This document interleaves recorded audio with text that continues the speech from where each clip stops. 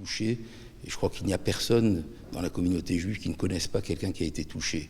C'est très douloureux de le penser. C'est mon cas, mais c'est le cas certainement de beaucoup de gens qui vivent en Israël, de la plupart des Israéliens. Que va-t-il se passer exactement? Mais à la fois la démocratie est en deuil, parce que c'est une atteinte complète contre l'humanité.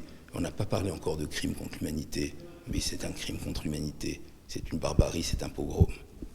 Vous avez eu de soutien, beaucoup de manifestations de soutien, mais on en attend encore d'autres. Il y a aussi le silence assourdissant d'un certain nombre de personnes et de personnalités. Et j'appelle, dans des moments comme cela, toute notre société à condamner ce qui se passe. Parce que c'est toute la société française, c'est toute la démocratie qui est en danger si on ne condamne pas ce qui est en train de se passer. C'est pas un conflit au Proche-Orient, comme on l'a dit pendant des années. Je crois que ce conflit, on a bien vu, il existe au Proche-Orient. On est l'avant-garde de la démocratie occidentale.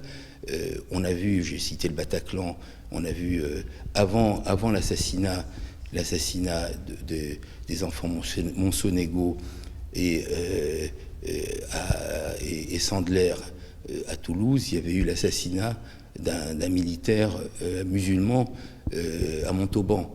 Donc je crois que c'est toute une idéologie de la haine qui est en train de se développer dans le monde et qu'on doit enrayer. Et il ne faut pas laisser Israël seul faire le travail.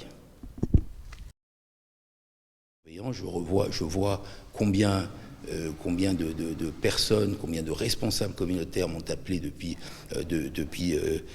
dimanche pour me dire leur inquiétude.